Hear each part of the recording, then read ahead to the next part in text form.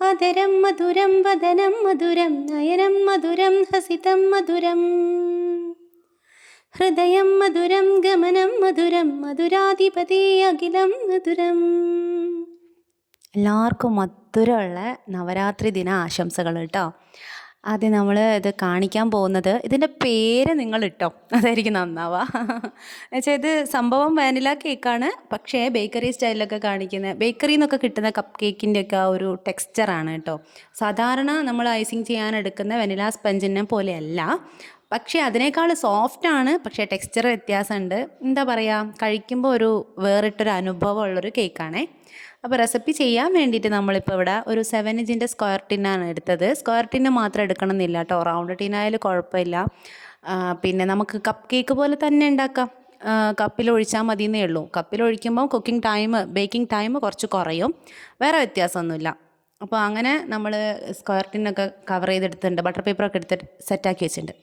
ഇനി ഞാനുണ്ടല്ലോ, ഇതിനൊന്നും കറക്റ്റ് അളവ് എനിക്കിപ്പോൾ പറയാൻ പറ്റില്ല, വേണമെങ്കിൽ പറയാം, കുഴപ്പമില്ല, ഞാൻ പറയാം. 1/2 കപ്പ് ബട്ടർ എടുക്കുക. ഞാനിപ്പോൾ എന്താ ചെയ്തതെന്ന് വെച്ചാൽ 100 ഗ്രാം ബട്ടറിൻ്റെ അകത്ത് നിന്ന് കുറച്ച് ബട്ടർ അവിടെ മാറ്റി വെച്ചിട്ടുണ്ട്. എന്നിട്ട് നമ്മൾ 1 കപ്പ് പഞ്ചസാര പൊടിച്ചതും 1 ടീസ്പൂൺ വെനില എസൻസും 1/4 കപ്പ് ഓയിലും, സൺഫ്ലവർ ഓയിലാണ് കേട്ടോ ചേർത്തത്.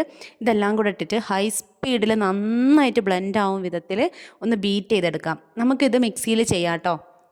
മിക്സിയിൽ ചെയ്യുന്ന സമയത്ത് ആദ്യം നിങ്ങൾ പഞ്ചസാര പൊടിക്കുക, അതിനകത്തോട്ട് ബട്ടർ ഇട്ടതിന് ശേഷം വീണ്ടും ഒന്ന് മിക്സ് ചെയ്യുക, പിന്നെ ഓയിൽ ഒഴിക്കുക, വെനില എസൻസ് ഒഴിക്കുക, അങ്ങനെ. എന്നിട്ട് പിന്നെ 1 by 1 ആയിട്ടുള്ള ഓരോ സ്റ്റെപ്പും അങ്ങനെ ചെയ്തു പോയാലും മതി. ബീറ്റർ വേണമെന്ന് ഒരു നിർബന്ധവും ഇല്ല, ഓവൻ വേണമെന്നും ഒരു നിർബന്ധവും ഇല്ല. അപ്പോൾ നമുക്കിതിന് വേണ്ടത് ഒരു 2 കോഴിമുട്ടയാണ്. 2 കോഴിമുട്ട നമ്മൾ ഓരോന്നായിട്ടാണ് പൊട്ടിച്ചൊഴിക്കുന്നത്. പഞ്ചസാര കംപ്ലീറ്റ് ഒന്ന് മെൽറ്റ് ആവുന്ന വരെ നമ്മളിത് ബീറ്റ് ചെയ്തിട്ടുണ്ട് കേട്ടോ, അത്യാവശ്യം നന്നായിട്ട് തന്നെ ബീറ്റ് ചെയ്തിട്ടുണ്ട്. എന്നിട്ട് നമ്മൾ അതിലേക്ക് ആ കോഴിമുട്ട പൊട്ടിച്ചൊഴിച്ചതിന് ശേഷം ലോ സ്പീഡിലിട്ടിട്ടാണ് പിന്നെ ബീറ്റ് ചെയ്യുന്നത്. ഈ കോഴിമുട്ടേൻ്റെ ഫ്ലഫിനെസ് ഒന്നും വരണ്ട എന്നുള്ള കാരണം കൊണ്ട് തന്നെ ഇത് മിക്സിയിൽ ചെയ്താലും ഇങ്ങനെ ചെയ്താലും ഒരുപോലെയാണ് കിട്ടുക. ശരിക്കും മിക്സി ചെയ്താൽ കുറച്ചും കൂടി നന്നായിട്ട് കിട്ടുമെന്നാണ് എനിക്ക് തോന്നുന്നത്, നമ്മൾ ഗീ കേക്ക് ചെയ്തില്ലേ അതേപോലെ. അപ്പോൾ ഓരോരോ കോഴിമുട്ടയായിട്ട് 2 വെച്ച് നമ്മൾ ഇട്ടിട്ടുണ്ട്. അത് ജസ്റ്റ് മിക്സ് ചെയ്യുന്ന രീതിയിൽ ലോ സ്പീഡിലിട്ടിട്ട് ഒന്ന് ബീറ്റ് ചെയ്ത് കൊടുക്കാം. ഇനി നമ്മൾ ഇതിനകത്തോട്ട് 1/2 കപ്പ് പാലൊഴിച്ച് കൊടുക്കുന്നുണ്ട്. റൂം ടെമ്പറേച്ചറിലുള്ള പാലാവണമെന്നേ ഉള്ളൂ. കാച്ചിയ പാലാണെങ്കിലും കാച്ചാത്ത പാലാണെങ്കിലും റൂം ടെമ്പറേച്ചർ ആയിരിക്കണം, അത്രയേ ഉള്ളൂ. ഇളം ചൂടുണ്ടെങ്കിലും പ്രശ്നമൊന്നുമില്ല കേട്ടോ.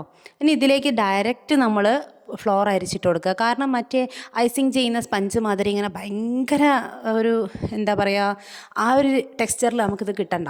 നമുക്കിത് അത്യാവശ്യം ഒരു കട്ടിയുള്ള പോലെയാണ് കാണുമ്പോഴെങ്കിലും കഴിക്കുമ്പോൾ വായിൽ നിറയെ കിട്ടുമെങ്കിലും ഭയങ്കര സോഫ്റ്റാട്ടോ. സത്യം പറഞ്ഞാൽ എനിക്കത് പറഞ്ഞു തരാനറിയില്ല, അതുകൊണ്ടാണ്. സാരല്ല, നിങ്ങൾ കഴിച്ചിട്ട് എനിക്ക് പറഞ്ഞു തന്നാൽ മതി. നമ്മൾ എടുത്തിരിക്കുന്നത് 1 കപ്പ് മൈദ എടുത്തു, അതിൻ്റെ കൂടെ 1/4 കപ്പും ഒരു 1 ടേബിൾ സ്പൂൺ അധികവും, അതായത് 1/3 കപ്പ് എടുത്താൽ മതി.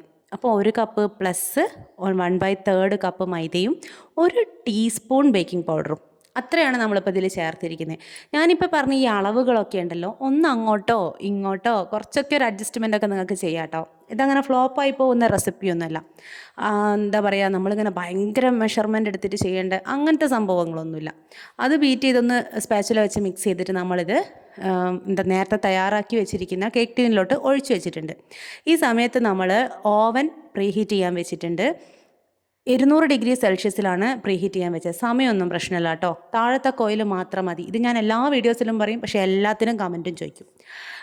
അതേപോലെ ഒരു സ്റ്റിക്ക് വെച്ചിട്ട് ഇതുപോലെ ഇങ്ങനെ വരച്ചു കൊടുക്കുന്നത് എന്തിനാണെന്ന് വെച്ചാൽ ആ കേക്ക് ബാറ്റർ എല്ലായിടത്തും ഈവനായിട്ട് ഒരുപോലെ സ്പ്രെഡായി കിടക്കാനാണ്. എന്നിട്ട് നന്നായിട്ട് 30 പ്രാവശ്യം നമ്മൾ തുണീൻ്റെ മേലെ വെച്ചൊന്ന് ടാപ്പ് ചെയ്ത് കൊടുക്കുന്നുണ്ട്. തുണീൻ്റെ മേലെ വെച്ച് ടാപ്പ് ചെയ്യുന്നതിനാണ് ഇനിയും ഞാൻ പറഞ്ഞു കഴിഞ്ഞാൽ ചിലപ്പോൾ സ്ഥിരം കാണുന്ന ആൾക്കാർ എന്നെ അടിക്കും. ഇനി ഞാനില്ലേ നേരത്തെ നമ്മൾ ബാറ്റർ തയ്യാറാക്കിയ സെയിം ബൗളിലേക്ക് കുറച്ച് ജാം എടുത്തിട്ടുണ്ട്. നിങ്ങൾക്ക് ഇഷ്ടമുള്ള ജാം എടുക്കാം, ഇഷ്ടമുള്ള അളവിലെടുക്കാം. ഈ ജാമിനുണ്ടല്ലോ നമുക്ക് അതിലേക്ക് ആക്കി കൊടുക്കാൻ വേണ്ടിയിട്ടാണ്, ബാറ്ററിലേക്ക്. അപ്പോൾ താഴ്ന്നു പോവോ അല്ലെങ്കിൽ അതിൻ്റെ ടെക്സ്ചർ വ്യത്യാസം ഉണ്ടാവുമല്ലോ, അതുകൊണ്ട് ഈ ജാമിന് നമ്മൾ ഏത് ജാമ് വേണേൽ എടുക്കാം കേട്ടോ. ഞാൻ മിക്സഡ് ഫ്രൂട്ടാണ് എടുത്തത്, നിങ്ങൾക്ക് ഇഷ്ടമുള്ളത് എടുക്കുക ഫ്ലേവർ. എന്നിട്ട് അതൊന്ന് ലൂസാക്കണം, ഇങ്ങനെ അടിച്ചടിച്ച് ലൂസാക്കിയതിന് ശേഷം നമ്മൾ അതിലോട്ട് 1 ടേബിൾ സ്പൂൺ അല്ലെങ്കിൽ കുറച്ചൊരു മൈദപ്പൊടി, 1 സ്പൂൺ മൈദപ്പൊടി ഇട്ട് കൊടുത്താൽ കറക്റ്റ് ആ കേക്കിൻ്റെ ബാറ്റർ പോലെ തന്നെ ആയി കിട്ടും. എന്നിട്ട് അത് നമ്മൾ എന്ത് ചെയ്യുന്നത് വെച്ചാൽ പൈപ്പിംഗ് ബാഗിലാക്കേണ്ടവർക്കാക്കാം കേട്ടോ, നമ്മൾ പിന്നെ എല്ലാം എളുപ്പപ്പണിയല്ലേ. അങ്ങനെ ഇത് സ്പൂൺ വെച്ചിട്ട് ഞാനിങ്ങനെ കേക്കിൻ്റെ അവിടെ ആയിട്ടൊക്കെ ഇങ്ങനെ ഉറ്റിച്ചു കൊടുക്കുന്നുണ്ട്. നിങ്ങൾക്കിഷ്ടമുള്ള നിങ്ങളെ കലാബോധത്തിനനുസരിച്ച് ചെയ്യാം കേട്ടോ. എൻ്റെ കലാപബോധം ഇങ്ങനെ ആയതുകൊണ്ട് ഞാനിതാ ഇങ്ങനെയാണ് ചെയ്യുന്നത്. ഇങ്ങനെ ഉറ്റിച്ചു കൊടുത്തതിന് ശേഷം നമ്മളൊരു ടൂത്ത് പിക്ക് വെച്ചിട്ട് ഇഷ്ടമുള്ള ഡിസൈൻ വരയ്ക്കാം. പൂ വേണമെങ്കിൽ പൂ വരയ്ക്കാം, മരം വേണമെങ്കിൽ മരം വരയ്ക്കാം, കോഴീനെ വേണമെങ്കിൽ കോഴി വരയ്ക്കാം. ഞാനിതിപ്പോൾ കോഴിവാല് വരച്ച പോലെയാണ് എനിക്ക് തോന്നിയത്. പൂവൻ കോഴീൻ്റെ വാല് പോലെ ഉണ്ട്. അങ്ങനെ ഇതൊന്ന് ഇങ്ങനെ ടൂത്ത് പിക്ക് വെച്ചിട്ട് നമ്മളിങ്ങനെ അങ്ങോട്ടും ഇങ്ങോട്ടും ഒക്കെ ആക്കി കൊടുത്തിട്ടുണ്ട്. ഇതില്ലേ ഒന്ന് പിന്നെയും ടാപ്പ് ചെയ്തതിന് ശേഷം ഓവനിൽ വെച്ചിട്ട് നമ്മൾ ഒരു 170 ഡിഗ്രിയിൽ 35 മിനിറ്റ് ബേക്ക് ചെയ്തപ്പോഴാണ് എനിക്ക് കിട്ടിയത്. നിങ്ങളിത് അടുപ്പത്ത് വെക്കുകയാണെങ്കിൽ നമ്മൾ മുമ്പേ ചെയ്ത കേക്കുകളില്ലേ, സ്റ്റൗ ടോപ്പിൽ ചെയ്ത കുറേ കേക്കിൻ്റെ ഓവൻ സെറ്റപ്പ് ഒക്കെ ഇല്ലേ, സെയിം മെത്തേഡിൽ വെച്ചാൽ മതി, വേറെ ഒരു വ്യത്യാസമില്ല. അതൊക്കെ നമ്മൾ ഡീറ്റെയിൽ ആയിട്ട് പറഞ്ഞിട്ടുണ്ടല്ലോ, അതുകൊണ്ടാണ് ഒന്നും കൂടെ പറയാത്തേട്ടോ. അപ്പോൾ നമ്മളിത് സെറ്റാക്കി വെച്ചിട്ടുണ്ട്. താഴത്തെ കോയിൽ മാത്രമേ ഓണാക്കിയുള്ളൂ. ഇനി ചോദിച്ചാൽ ഞാൻ അടി കിട്ടും. ഓക്കെ, അപ്പോൾ അതെല്ലാം സെറ്റ് ചെയ്ത് വെച്ചിട്ടുണ്ട്. ആ നേരത്തില്ലേ ഞാനൊരു പണിയെടുത്തു. പക്ഷേ ഇത് വേണ്ടായിരുന്നു എന്ന് പിന്നെ തോന്നി. എന്നാലും എടുത്ത സ്ഥിതിക്ക് നിങ്ങൾക്ക് കാണിച്ചു തരാം.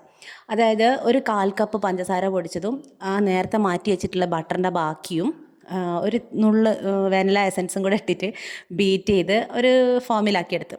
ഇനി ഞാൻ ഇതിനകത്തോട്ട് ക്രീം ചീസൊക്കെ ആഡ് ചെയ്ത് വെറുതെ വേണ്ടാത്ത പണി ചെയ്തതാട്ടോ. പക്ഷേ അത് എനിക്കാണ് വേണ്ടാത്ത പണി. നിങ്ങൾക്ക് ചിലപ്പോൾ അത് ഇഷ്ടമാവും. മധുരപ്രിയർക്കൊക്കെ അത് ഇഷ്ടപ്പെടും. എനിക്കതിൻ്റെ ആ ഒരു ഫ്ലേവർ ഇഷ്ടമല്ല. അതുകൊണ്ടായിരിക്കാം ചിലപ്പോൾ.